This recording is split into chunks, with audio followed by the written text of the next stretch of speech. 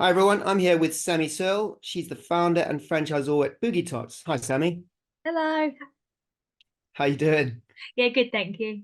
Good, good. Thanks for making the time. I appreciate it. Um, Sammie, I thought we'd start just by me asking you what is Boogie Tots? What does Boogie Tots offer to your customers, and what do you do? So at Boogie Talks, we help children build confidence and express themselves freely through our fun, engaging dance classes. They run in schools, nurseries, and in the community. And then we're now offering that as a franchise option to people that love performing and working with children and want to work during school hours. So not necessarily having to work weekends or after school. Brilliant. And what age range do you kind of cover with the classes and what you do?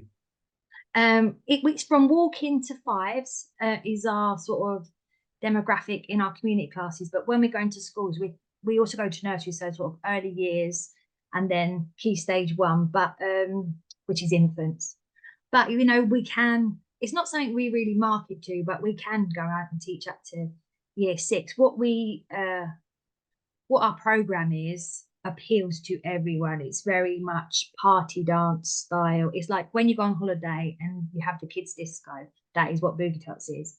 So it does appeal to a lot of older age groups. But sometimes I think the name Boogie Tots just puts people off. But we have sort of like branches of it: Boogie Crew and Boogie Fit. So Yeah. Okay. All right. Okay. No, that's great. And tell me how the core business was started. So long before franchising became a thing in your mind, how did you get into this? How did Boogie Tot start in the first place?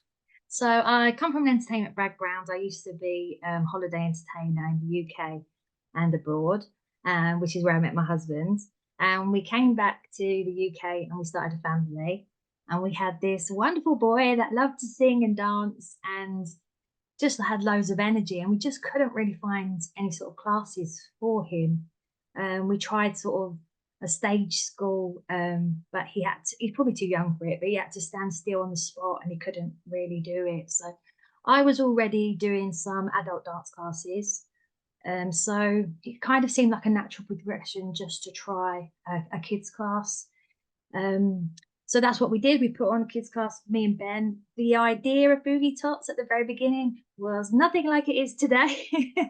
The idea was that me and Ben together would do a little routine, and then you with your child would copy us, and that would be the class. But we soon realised that is not going to work at all for any other parents other than us. So yeah, so it soon developed, but yeah, it was just come out of a need for something that wasn't there. And I think especially being a boy, he wasn't really going to go to ballet or anything like that. He wanted to listen to music like Queen. He liked Queen, the Crazy Frog, Michael Jackson, and we wasn't really finding that anywhere else. So we just tried something and it became successful. Great. And had you ever started a business before, run a business before No, this? No. no, but you know what? Doug, I didn't really see starting a dance class as running a business. I just Right. thought it was something extra I could do. It's something I can do. And I couldn't see too much risk in it because I already had the equipment. I just had to find a hall and get people to turn up. So in my mind, I thought this could easily be a success. It could easily work. Whether it was going to make millions didn't really matter. We were just a bit of side money and he'd have a class to go to, that sort of thing.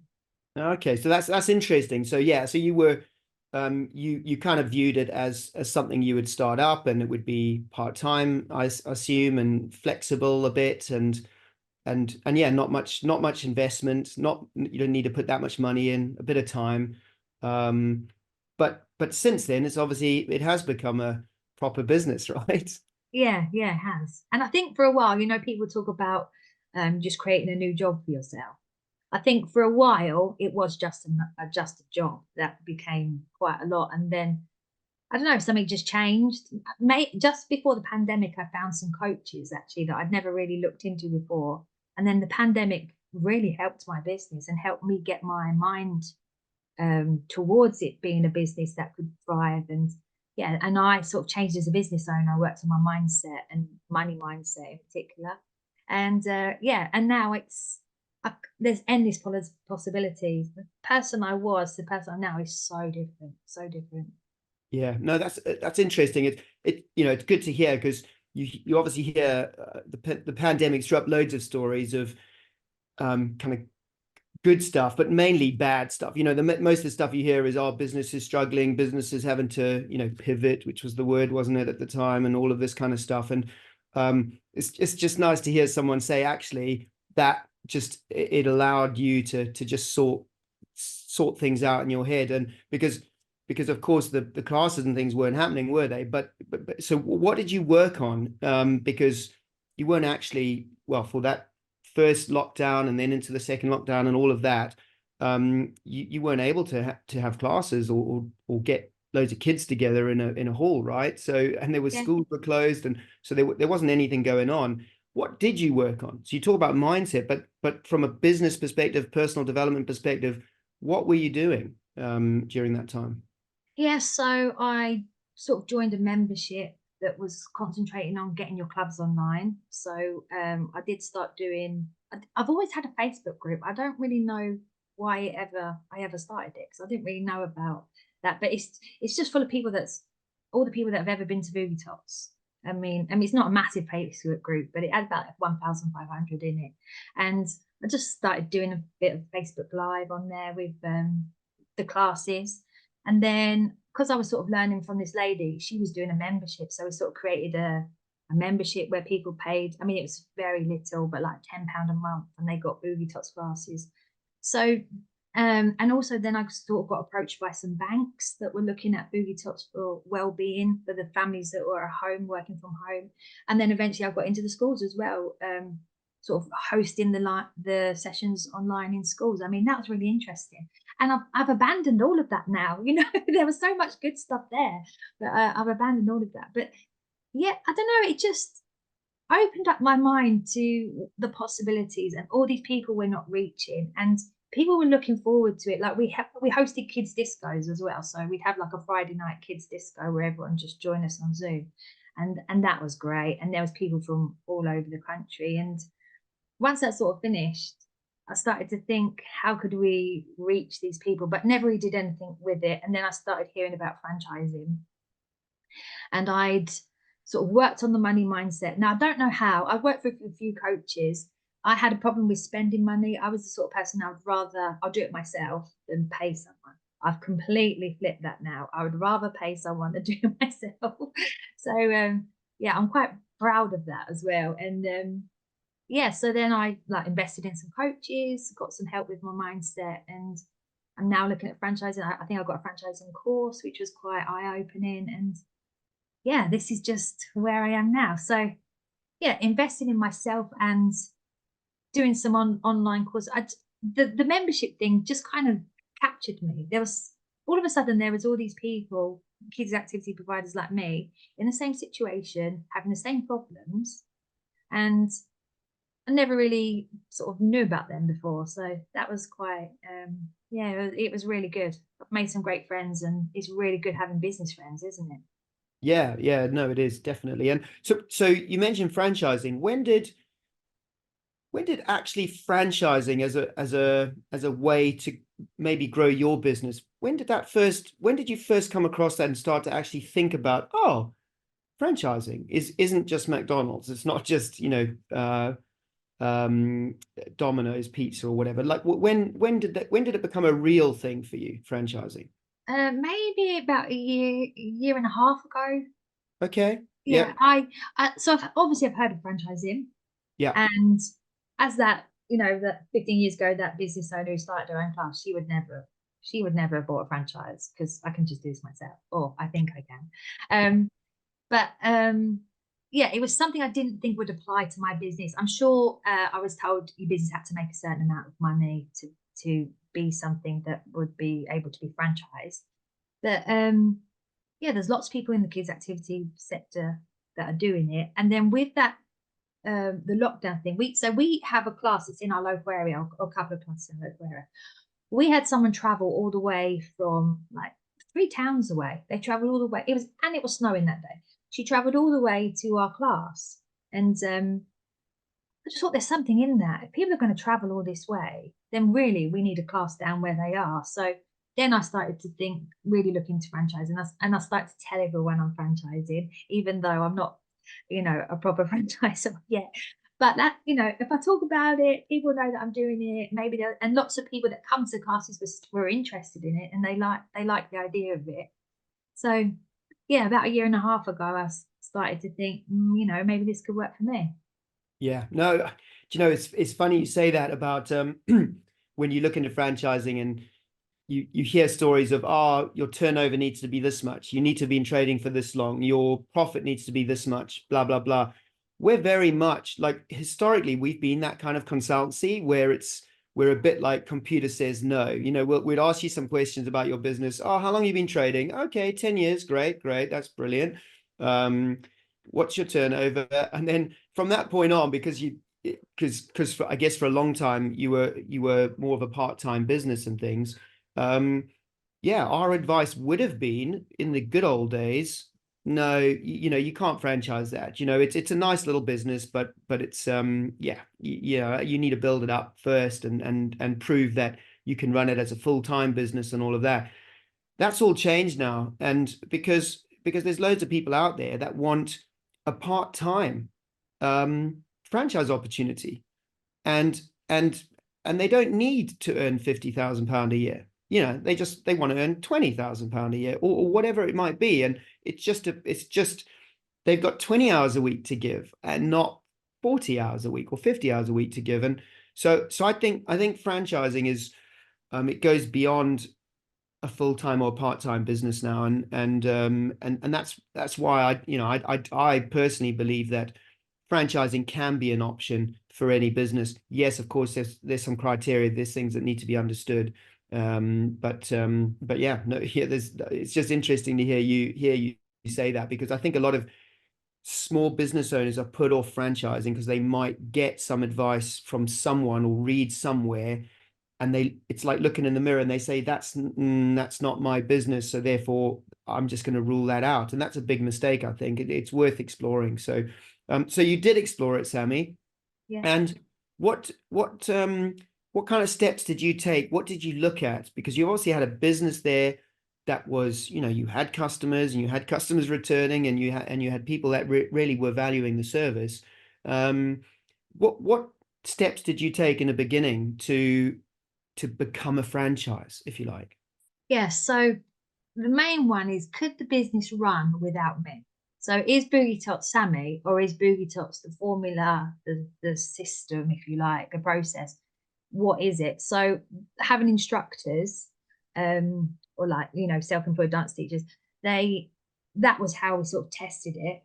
And yes, so it's not necessarily me. You do need a bubbly personality, but it doesn't have to be me.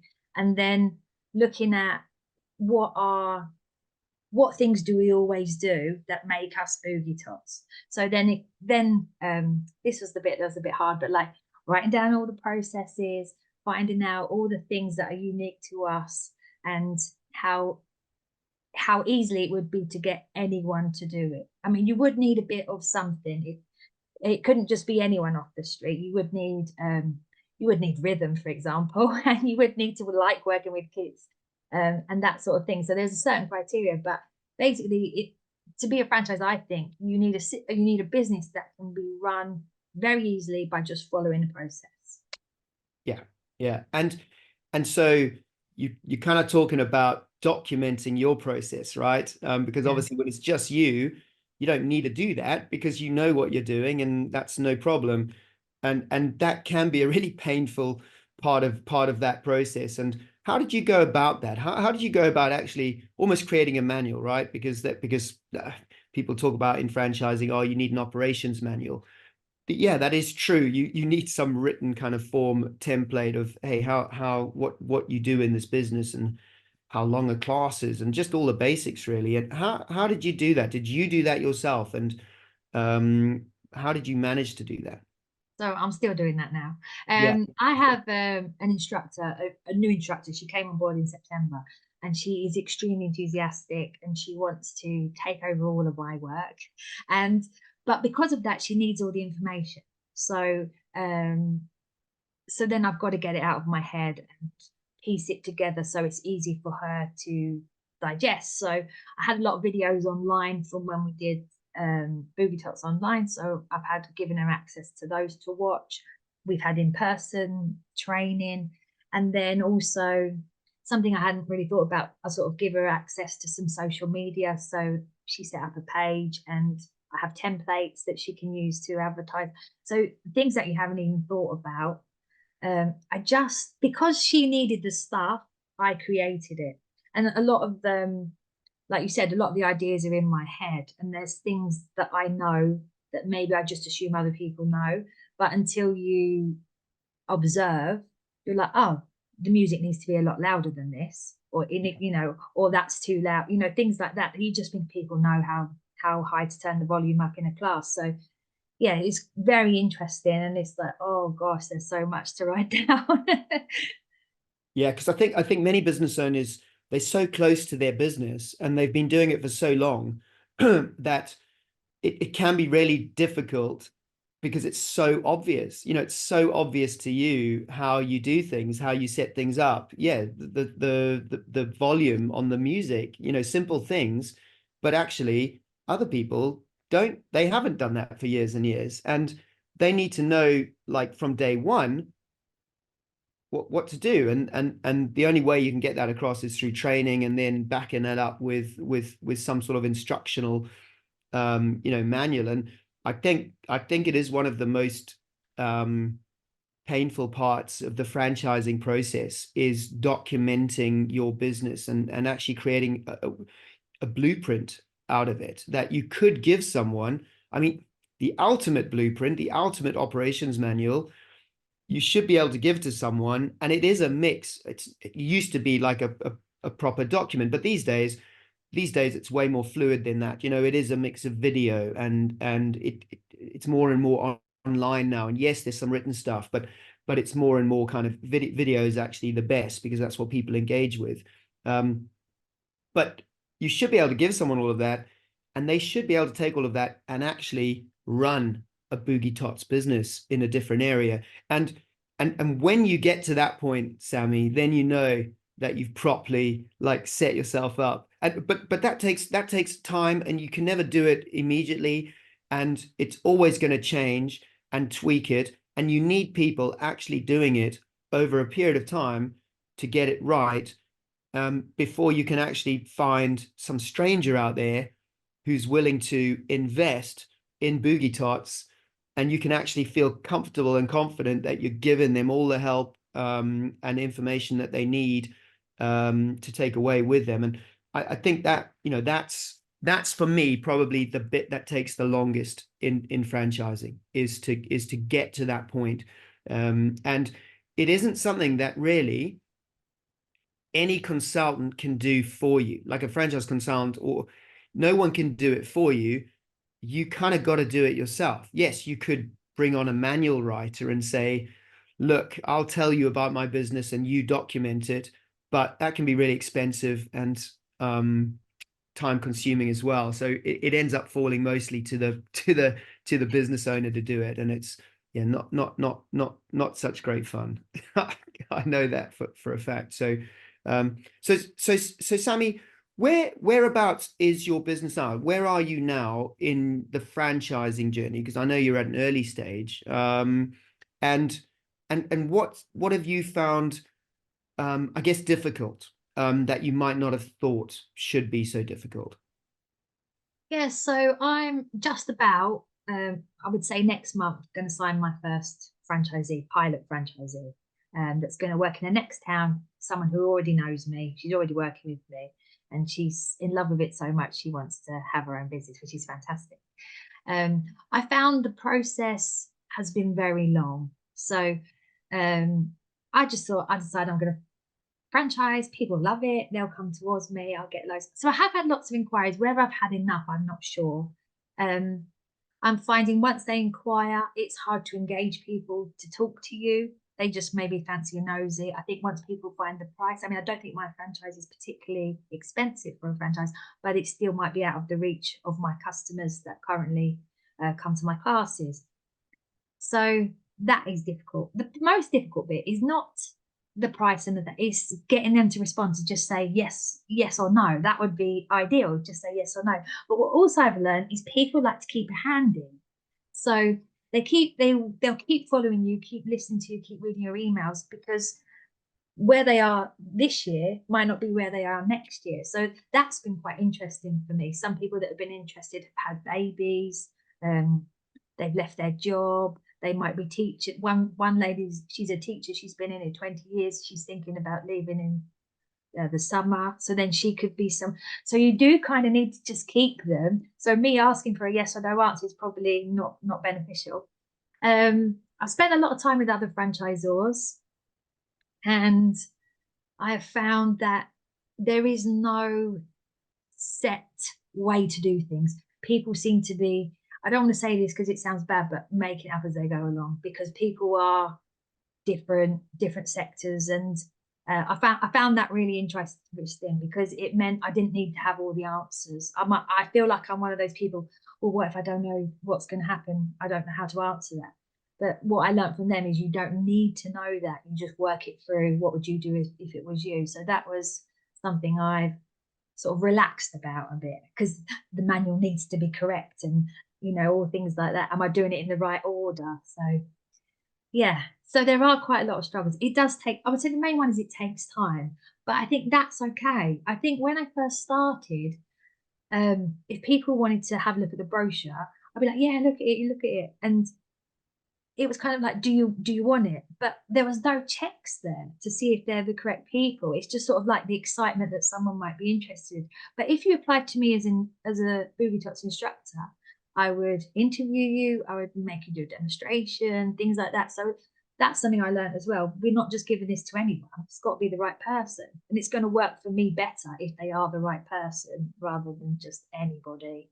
So yeah, a few lessons I've learned there.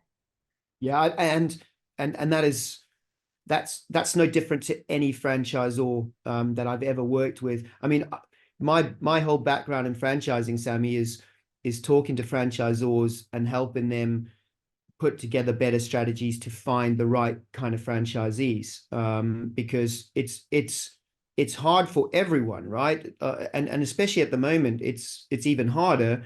The cost of living crisis, and it seems like over the last few years it's been one thing after another. Obviously the pandemic was a massive, hopefully one-off, but that was a massive thing. But that came off the back of Brexit, which was really disruptive to businesses and people looking to make decisions. And then you got wars going on, which throw petrol prices up and diesel.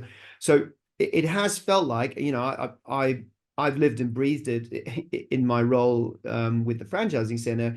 The last 5 years has been just kind of really disruptive for franchising, and it is probably the hardest part is growing your network with the right people, and it does take a lot of inquiries, a lot of interest. To give you a figure, Sammie, because most children's sector franchisors that I've spoken to or have dealt with, they'll use Facebook. Facebook is their friend, not always, because Facebook changed their algorithms, which can make it difficult, which I know has been going on. But Facebook is normally the friend. You can generate inquiries quite inexpensively, but you need 250 to 300 inquiries to get a franchisee. Those are the typical numbers I've seen. So, you were saying you don't know how many. That's a kind of a benchmark to think of. And that sounds like a lot, and it is a lot, but it's the truth. That's what it takes. And I think new franchisors simply don't understand that at the beginning, that's just what it is. Those numbers can improve when you've got a larger network. When you've got 10 franchisees, when you're spread around the country a bit more, then those numbers can come down, and you can get it closer to 1 in 150 or 1 in 100, even below that. but in the beginning, it's like 1 in 250, 1 in 300. And there's obviously a cost to that. I agree with you that the nurture process is the most important thing, because you just got to nurture those people that show interest over a long period of time. I say forever, like nurture them until they opt out or tell you they're really not interested. If you never hear from them, keep nurturing them, because you just don't know. And people's lives do change over time. And there's so many examples that I have where people have made an inquiry and then it's only 7 years, 11 years is the record. 11 years later, they became a franchisee for that franchisor that they inquired about. It took 11 years for them to be in the right place. And they didn't invest with any other brands in the meantime. They stayed in a job. But 11 years later, with nurture, the brand kept nurturing them. They became a franchisee. They never opted out. They never said, I'm not interested. They just quietly kept looking at the information. And so I would say that's a real key thing to keep doing. You're absolutely right. Keep Boogie Tots top of their mind, even though you can't get hold of them, you're not talking to them. So it is difficult. It is difficult for sure. So, and you do have to be patient. So yeah. So Sammie, your pilot, and a pilot is one of the most important, your pilot franchisee. So basically the first person that comes on and will operate the brand in another location. You're going to learn the most about your business from them, and it's going to really help you grow far quicker than any other way as a franchise, to get you into that position. And you say that they are, at the moment, they're an instructor, so they came on effectively like through an interview process, right? Yeah. Yeah. And did you pay them? Were they an employee, or were they kind of a self-employed, or contracted, or how does that work? Yeah, they're self-employed, so Yeah. they're in charge of all their own insurances and tax and thing. And I pay them to run my sessions. Right. Yeah. Yeah. Yeah. So So she invoices me that sort of way. yeah. Okay. And tell people listening, who do you see, what kind of person makes up your ideal franchisee? So if you were to describe someone without going too niche, but what kind of person? Yes, from character, maybe where they are in life, you know, and you can say a woman or a man is probably more likely, or whatever. But what? Explain to people listening who you see as an ideal franchisee. I think someone that would appeal to Boogie Tots, or Boogie Tots would appeal to them, is maybe an ex-performer. Maybe they're used to dance or drama. My ideal candidate would be a holiday entertainer, someone that worked for Haven or Butlins, or worked abroad like myself, because it was a great lifestyle and they'll just totally get the vibe of the classes. But now they're probably, if you're into entertainment, like if you would like to be an entertainer, you kind of have to work evenings, weekends, that sort of thing. So our job appeals to people that want to work around their families. So my instructor particularly loves Boogie Tots because she can work all day doing something she loves, dancing with music, having fun with the children. I mean, the children are such an inspiration.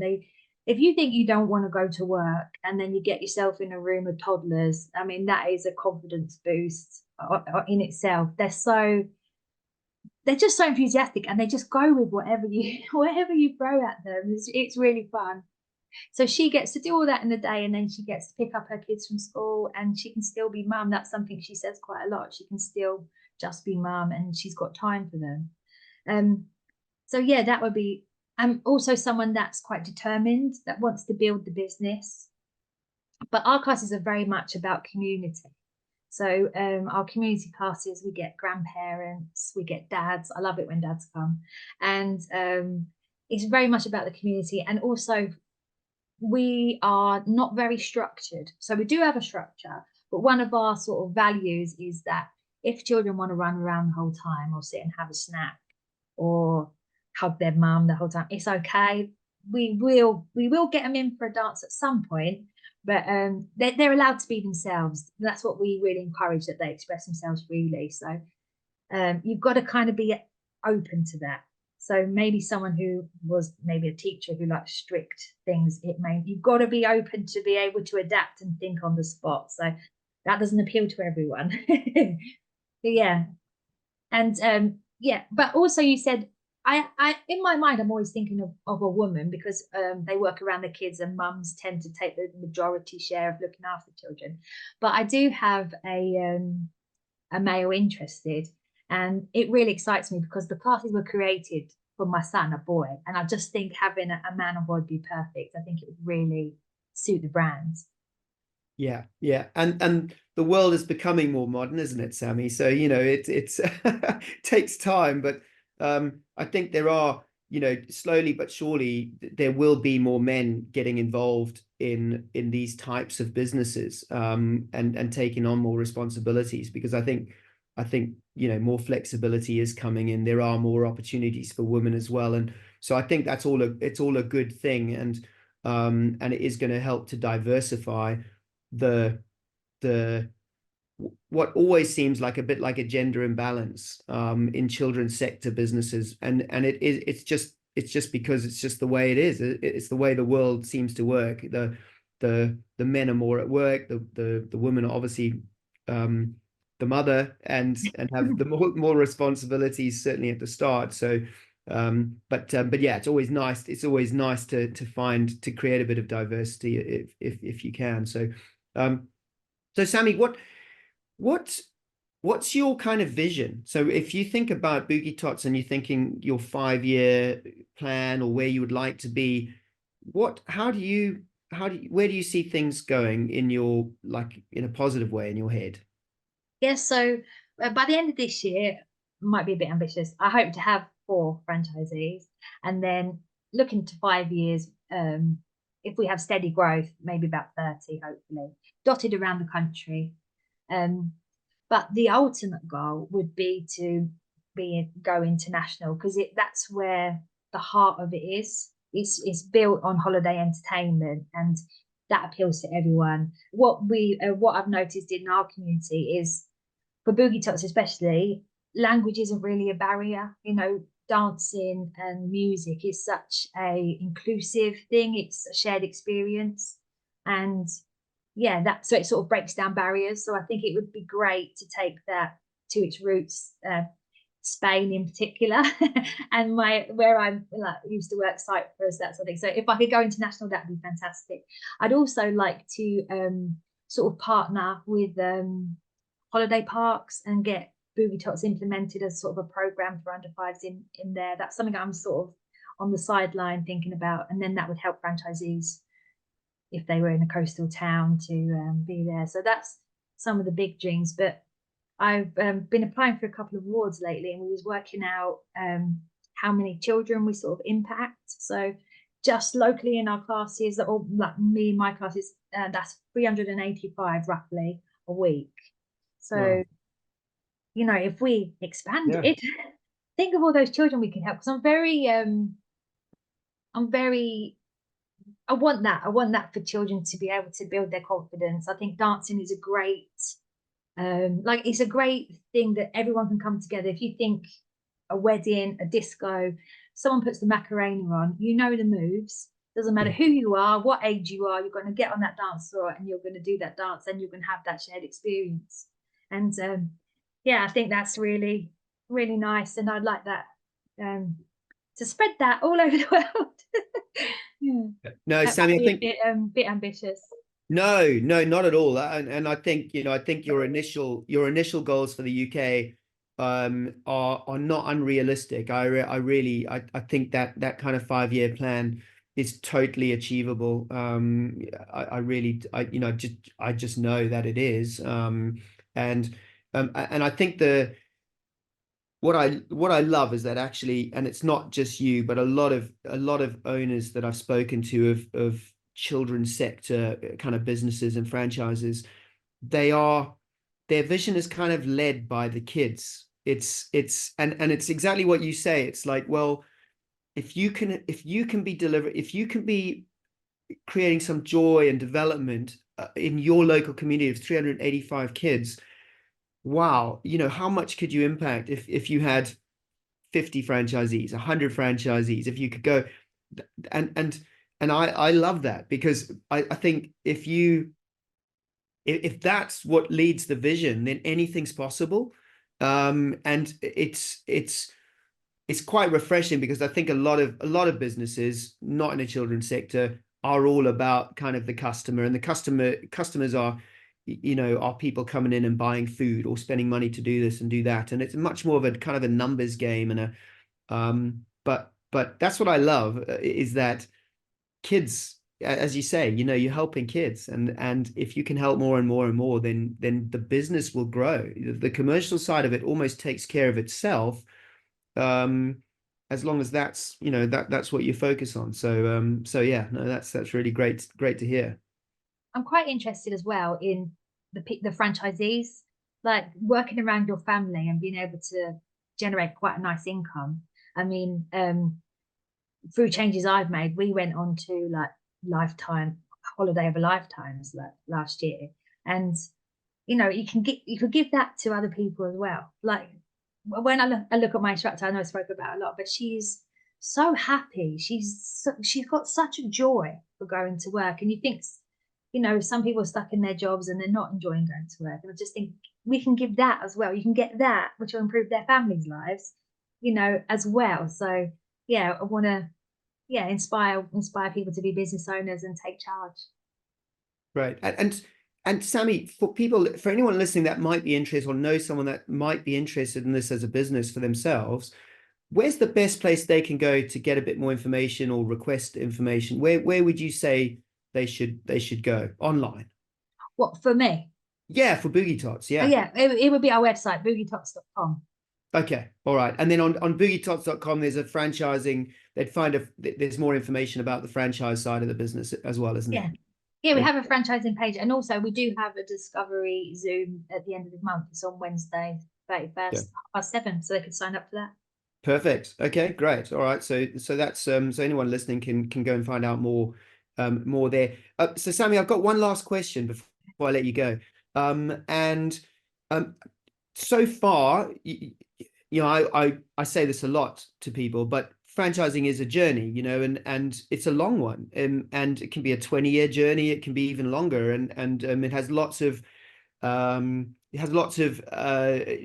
different parts to it along the way, you know, different parts of the journey, and you're at, you know, you're at one stage. It's a kind of a crucial stage, you know, you're taking on your first pilot, um and that in itself is exciting, and it's going to help you then be able to present the business to franchisees, you know, in a better way, and attract people in a better way. So that's where you're up to. But where you are up to, what one thing would you do differently, if you had your time again, starting on the not on the business side, on a what you've done to turn the business or to transform the business, and that's ongoing, into a franchise?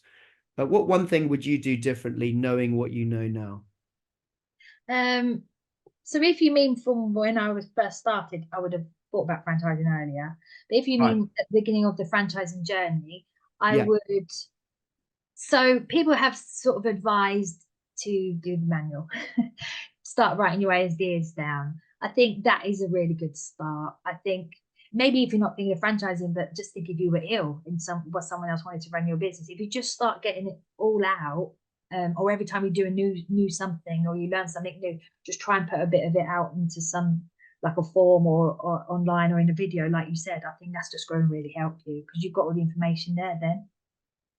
Yeah, I think that's a really good tip. Not, and that's not. I think that you could aim that at any business owner, whether they ever look at franchising or consider franchising at all. Every business should really take the steps to document, and create a blueprint of how the business operates, because it just gives you options. You know, it gives you options to grow the business in future in lots of different ways. It may not be franchising, it might be licensing, you might employ people, you might take on self-employed instructors, like in your case, that's how that's what you were doing. But having that blueprint of the business is really the key. And and and then it does make it so much easier if franchising is in your future as a business owner, because that's a massive part of it, is creating the blueprint. Franchising a business, really a massive part of it is just blueprinting your existing business. And once you've done that, you learn where the gaps are, you can start to fill the gaps, and then you can start to add to it because it's actually in front of you. It's come out your head and it's there. Yeah, I think that's absolutely, yeah, key. So a really, really good point, Sammie. So look, thanks so much for coming on. I really appreciate your time, and I'll let you go. Oh, I had one last question. Sorry, one last question popped into my head, and it might not even be that interesting an answer, but the name, so Boogie Tots, how long did it take you to come up with that name, and are there any other names that you chucked around that you could share, like that you remember going, oh yeah, we had, it's like naming a baby or a dog. Sometimes you have a long list of stuff. And so I'm always interested to, to hear from people, because obviously you've got your name and it's a great name. But how long did all that take? Was it really quick? Did you have a big list, or was it the first thing that you thought and that stuck? Tell me a bit about that. I think it might have been the first thing we thought of and it stuck. I really can't remember too much about the name. I think it may have just been, yeah, plucked out of thin air. Yeah. And it just worked. I guess I was looking for something that wasn't gender specific. Um, yeah, I wish I had a better story. I don't. No. I mean, it's nice. It's just sometimes, people will spend months and months trying to figure out the name, and yeah, it's much easier if you can just comes to you and that's it. So it sounds like that's what happened with you. So We did think about changing it because tots can be so for example, I go to a SEND school, and so I teach all of the years. So we have a lot of children that are quite a lot older. I reckon they're 15, 16, that's the thing. And they come along to Boogie Tots, and they're not, some of them are a bit too cool. And even in year one, they're a bit too cool for Boogie Tots. So I did think about changing it, but just couldn't. We sort of workshopped it in my Facebook group, and no one could really think of anything as good. Or I mean, the extension we have is Boogie Crew, which, so that was our after school club, Boogie Crew. So it's a little bit more, a bit more funky. cool. But that yeah, that was all we could really get. No one really wanted to change it too much. So No, and I don't think you need to. I think you can, yeah, you can add extensions if you like to it. Like Boogie Crew's cool, actually. I do like that. And yeah, if the business develops and you're offering and you're doing things with older kids, then yeah, you're right. They're not going to want to come to Boogie Tots. But if there's a Boogie Crew behind that, then that's covers it. So I would say though, Doug, they don't want to come when they hear the name, but when they get there, they always enjoy it. yeah. Well, that sums up kids a lot of, in general. I've got two kids of my own, 10 and 8, and my son is very much like that. He's always kicks up a fuss, anything. And then as soon as he gets there, like, I know, because he's been going all the time. He loves it. He's good at it. When he gets there, absolutely loves it. And then it's like, well, what was all the fuss about? I just don't know. I think that's just kids for you sometimes, isn't it, Sammie? So Yeah, definitely. yeah. So okay, well, on that note, Sammie, I'll yeah, we'll call an end to this, and I really appreciate you coming on, and hope to meet up with you at some point, sometime. Yeah, great. Thank you. All right, cheers, Sammie. Have a good day. Bye bye.